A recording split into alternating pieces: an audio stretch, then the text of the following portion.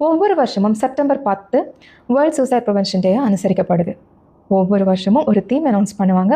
And இந்த வருஷம் changing the நெரேட்டிவ்ங்கிறது தான் தீம். ஏன்னா நம்ம நிறைய பேர் சூசைட் பற்றி பேசுகிறோம், ப்ரிவென்டிவ் மெஷர்ஸ் டிஸ்கஸ் பண்ணுறோம், நிறைய அண்டர்லைன் பண்ணுறோம்.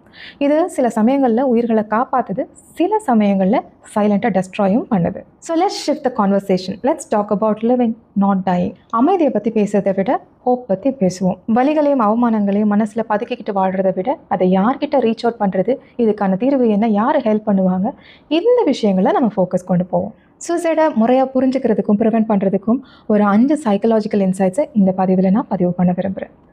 Number 1, the law of connection. Human being survive through connection. நம்ம எல்லாருமே இன்டர் ரிலேட்டட் தான்.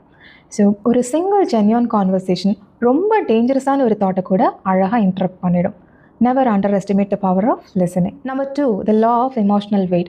நம்ம பெரும்பாலும் சில விஷயங்களை சப்ரஸ் பண்ணி வைப்போம். நம்ம சில எமோஷன்ஸை சப்ரஸ் பண்ண அதனுடைய வெயிட் நமக்குள்ளே டபுள் ஆகும். நம்மளும் ஹெவியாக தான் ஃபீல் பண்ணுவோம்.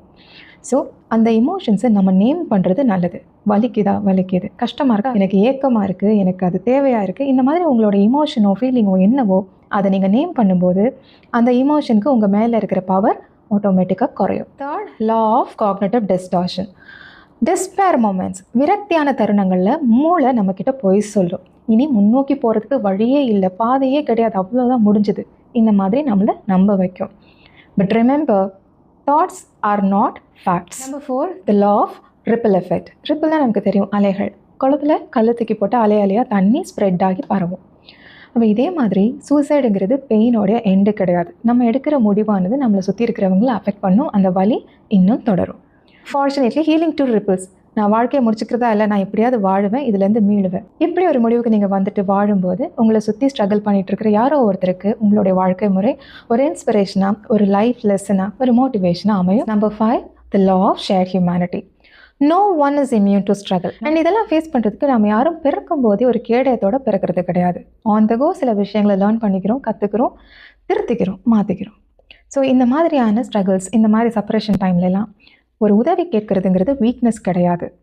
அதுதான் the deepest form of courage. எங்கேயாவது நம்ம தற்கொலை கதைகள் கேட்கும்போது அவங்க பேசியிருக்கலாம், ஏன் அவங்க எதுவுமே ஓப்பன் அப் பண்ணிக்கலன்னா நம்ம பேசுவோம். ஆனால் அவங்க பேசக்கூடிய ஸ்பேஸை நம்ம உருவாக்கி கொடுத்தோமாங்கிறது தான் விஷயம். அதை இந்த சொசைட்டியில் நம்ம பண்ணுறது தான் சேஞ்சிங் த நெரேட்டிவ். கணிப்புகளை தாண்டி புரிதலுக்கு போவோம். விரக்தியை விட நம்பிக்கைக்கு பலம் அதிகம். அதை புரிந்து கொள்வோம், அதையே பரப்புவோம். நீங்களோ இல்லை உங்களுக்கு தெரிஞ்ச யாரோ உங்களோட லைஃப்பில் ஒரு ஸ்ட்ரகிளிங் ஃபேஸில் இருக்கிறீங்கன்னா உங்களுக்கு ஒரு reminder. Hope exist, help exist, and healing is possible. You are not alone.